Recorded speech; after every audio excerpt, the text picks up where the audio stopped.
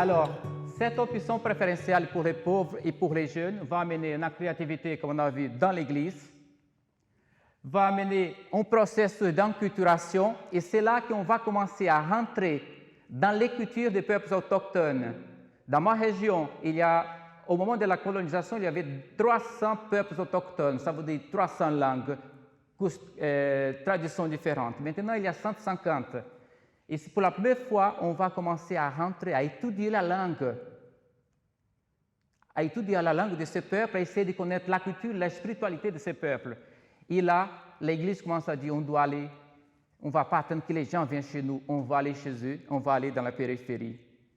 Et c'est pour ça, si vous regardez, le pape François parle toujours beaucoup de périphérie, parce que c'est très important pour cette expérience spirituelle de conversion. Et à un autre moment, ça va amener de nouvelles perspectives. Il faut savoir qu'ici, on est en train de vivre dans un moment de persécution, de misère totale. Les gens ne sont pas là en train de pleurer. Ils ont dit, voilà, on a la paix. Si vous arrivez dans une communauté de base, vous sortez de là plein d'espoir et d'espérance, on va construire, on peut changer. Là, vous avez cette expérience amenée des changements, des engagements et des conversions.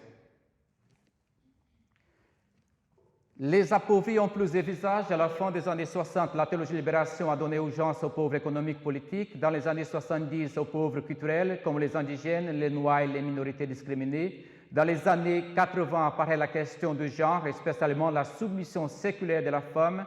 Dans les années 90, on commence à entendre le cri de la terre, aussi appauvrie, car elle était injustement agressée et de forme systématique exploitée.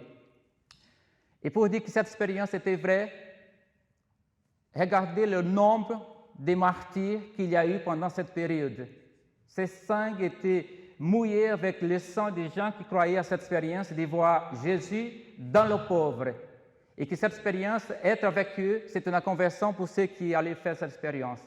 Et là, il y a le sang. Il faut savoir qu'ici, on est ensemble, catholiques et protestants, qui vivent cette expérience. Il y a des gens qui ont donné la vie même pour la forêt, comme Chico Mendes, Dorothy Stang et d'autres. Et là, un autre point très important pour la théologie de libération, pour ceux qui ne connaissent pas Jésus-Christ, il y a le point de départ, c'est le Jésus historique.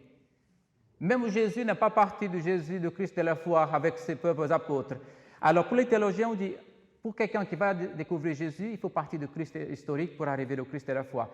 Je vous dis ça parce qu'il y a eu beaucoup de polémiques par rapport à ça, en disant que la théologie de libération, elle parle uniquement du Jésus historique, qui parle du Christ de la foi, que ce n'est pas du tout vrai. C'est une question pédagogique, mais les agents pastoraux, ceux qui étaient déjà rencontrés le Christ, ils partaient du Christ de la foi, bien sûr. Mais la théologie de libération a mis ça ensemble. Voilà, et là, j'étais dans ce congrès en 2015. Si vous regardez là, au milieu, il y a Gustavo Gutierrez et Leonardo Boff, Marcelo Barro et tellement d'autres. Vous ne devez pas imaginer la joie qu'ils étaient au congrès parce qu'ils ont dit, pendant tellement d'années, ils nous ont massacrés et ils les ont laissés passer en des évêques vraiment très attachés à la théologie de libération. Ils ont laissé passer cet évêque est devenu pape.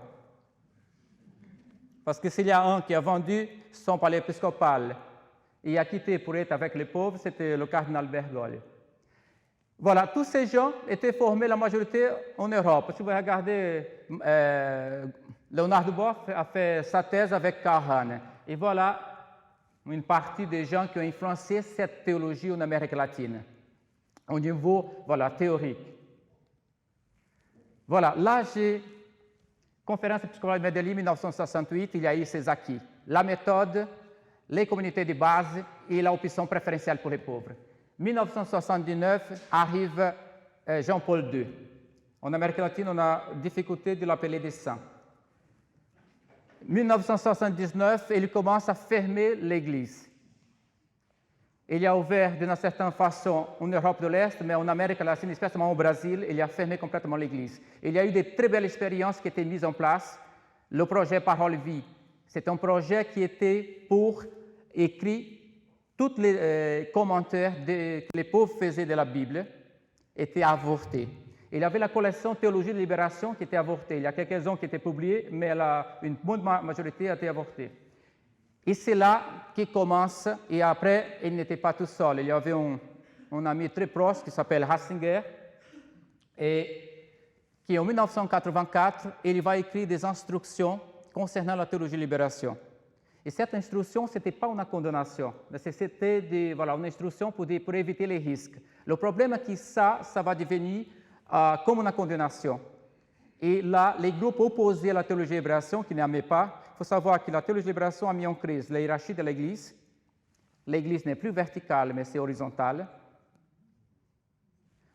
A mis en crise la question, les laïcs sont peuple de Dieu, et ils sont au même niveau que les autres. Et les laïcs ont pris en main toute l'Église. S'il y a eu des paroisses fondées, des diocèses grâce aux laïcs, ils avaient en main toutes les, on peut dire. Par contre, les prêtres étaient des articulateurs, des évêques étaient des articulateurs. Et ça se passait vraiment très, très bien. Alors, Rome n'a pas tellement accepté cette expérience. Les opposés à la théologie de libération, comme la Opus Dei, Légionnaires de Christ, groupes charismatiques sont venus des États-Unis, alors vont profiter. Il va se passer quelque chose de très important là. Cette expérience, comme c'était une profonde expérience spirituelle et communauté de base, quand une expérience spirituelle, elle est aussi une expérience, elle amène aussi un changement politique. Dans Casa d'Alga, il disait, il y avait même dans son bureau, dans la vie, tout est politique, même si la politique n'est pas tout. Cette expérience de communauté de base va amener un changement politique aussi au Brésil. Parce que si les gens vont commencer à ouvrir les yeux, ils vont questionner. Et tout ça, ça vient de l'Évangile. Alors, qu'est-ce qui va se passer? Les Américains et le gouvernement brésilien, comme ils essaient de combattre avec la torture les catholiques et protestants qui étaient dans cette démarche, alors ils vont envoyer au Brésil, ils ont dit, on ne peut pas détruire une expérience religieuse avec ça. Pour détruire une expérience, il faut une autre expérience religieuse. Et nous envoyons au Brésil des centaines d'églises évangéliques, avec beaucoup d'argent. Et le but, c'était de détruire cette expérience de la foi et de la vie. Il faut savoir que, quand je parle d'évangéliques, ces évangéliques sont adaptés. Il y a beaucoup qui se sont rentrés dans une autre démarche. Mais au départ, c'était pour détruire l'expérience des églises, des communautés de base et des églises qui viennent des protestants historiques. Du côté de l'Église catholique, qu'est-ce qu'ils vont faire? Rome va décider, toutes les fois que les évêques partaient à la retraite, il va parachuter des évêques qui ont cassé l'expérience pastorale. Et c'est ça qui va se passer avec Dom Hélio de Cambra et tellement d'autres. Et je continue. Et voilà, jusqu'à Aparecida, pour un miracle, ces théologiens et ces évêques vont garder les acquis de la théologie de libération. Il faut savoir qu'en 1979, les théologiens de libération appellent quelque chose, une période qui va s'appeler l'hiver ecclésial. Et l'hiver ecclésial va se finir en 2013 avec l'élection du pape François. Voilà. Une autre réalité qui va rentrer, si vous regardez le Brésil, en 1950, la forêt amazonienne terminait ici. Aujourd'hui, la forêt amazonienne termine là. Et on va se rendre compte qu'il y a un pauvre plus grand que les autres pauvres. Et que si on ne fait pas attention à cette pauvre, qui c'est la mère terre, on appelle de Pachamama. Alors la Pachamama, la même chose, il faut savoir déjà que ce soit clair, la Pachamama, il n'y a rien à voir avec la Vierge Marie. Parce qu'il y a des gens qui ont cassé les images de Pachamama à Rome là, pendant le synode. Il n'y a rien à voir avec la Vierge Marie. La Pachamama, c'est un mot aymara qui vient d'un peuple du Pérou, qui ça signifie terre-mère. Elle est plus qu'un concept, c'est une expérience. Si je ne vis pas cette expérience, c'est difficile de comprendre. La Pachamama est liée à une autre expérience qui s'appelle Sumak Kausai, qui s'appelle Bien Vivre. Juan Carlos parlera, je pense, cet après-midi. C'est une expérience, c'est une éthique de responsabilité. C'est prendre soin. En português, en brasileiro, on appelle cuidado. Faire attention. Et ces deux expériences vont ensemble. Dans ma région, on appelle Tonantin, ça veut dire la grand-mère. Et je vous attends là pour un concept qui est très important en Amazonie, le concept des corps. La Pachamama, c'est comme notre corps. Tous les membres du corps sont égaux et beaux. Alors, s'il y a le petit doigt de pied. Et mon visage, c'est beau, alors je peux montrer tout le corps. Si je coupe un petit morceau de pied, tout le reste du corps sent. Ça veut dire que mes membres de corps sont tous en communion, en interaction. Voilà. Et ça, c'est très important pour eux. Pourquoi? Parce que cette image de corps, ça va être au niveau du cosmos, va être pris par la théologie de libération. Et là, c'est la théologie de libération qu'ils vont développer ça. Et alors, voilà, ils vont développer toute l'écologie environnementale, sociale et mentale.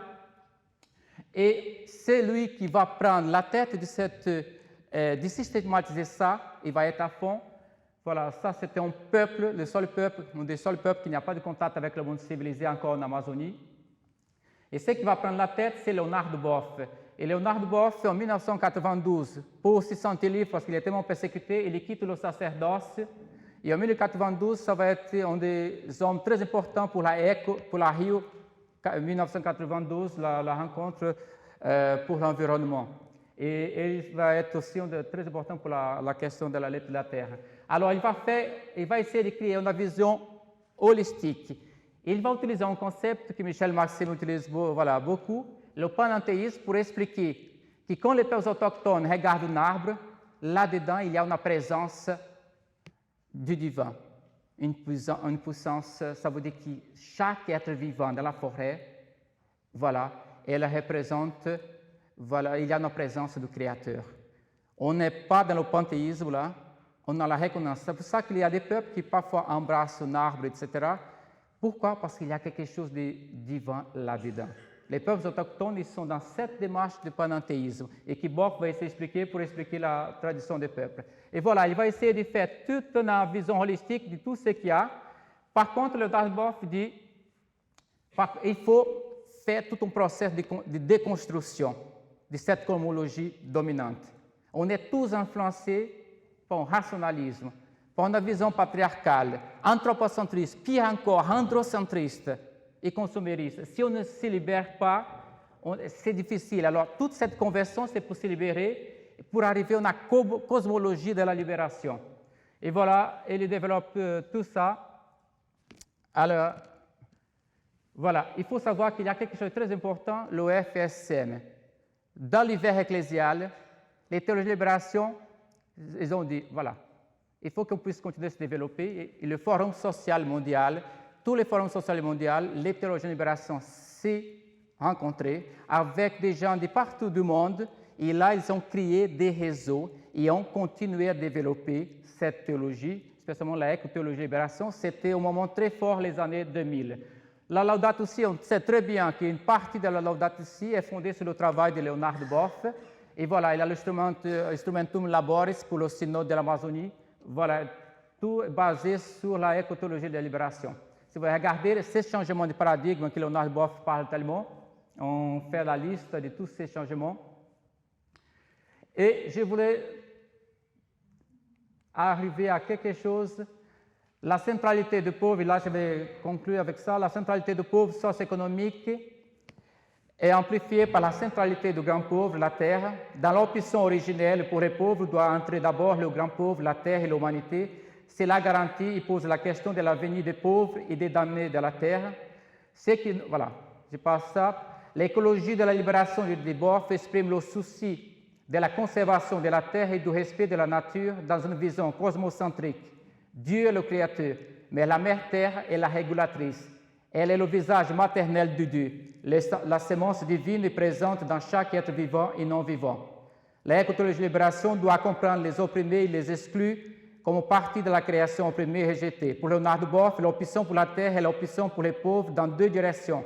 D'un côté, la terre est présentée comme sujet, comme pauvre crucifié. La terre est mère, fertile, abusée, marginalisée, opprimée, nécessitant de détermination et salut, appelée à la résurrection. Cette terre crie, clame au ciel, et cette clameur est entendue par Dieu. De l'autre côté, elle est aussi une option pour les pauvres, car ils font aussi partie de la création. Opter pour la terre, c'est opter pour tout ce qu'elle contient, toute forme de vie, pour l'être humain qui souffre et lutte avec la conséquence de l'ordre d'un monde injuste. Ainsi, l'option pour la terre est une option inclusive. C'est l'option pour les sujets appelés à la libération, à la promotion et à la dignité. L'option pour la terre est une option pour la vie, pour l'évangile. C'est s'y mettre à la suite de Christ. L'option pour la pauvre terre-mère est une conversion écologique. La Pachamama Tonantins est en faveur des pauvres, protectrice des faibles. Elle est la mère qui nourrit et prend soin de tous les êtres, spécialement des plus fragiles. Et voilà, je termine par ici. Et j'ai fini avec ces deux que j'ai trouvé très intéressants, auteurs, qui ont fait des expériences, qui a écrit un livre, La vie secrète des arbres, et qui c'est très intéressant que même voilà, au milieu des arbres, elles font le choix pour les plus fragiles et pour les aider. Et j'aimerais pas dire qu'il faudrait que les êtres humains écoutent les arbres. Et là, c'est une conversion écologique qui nous parle dans le pape François. Je vous remercie.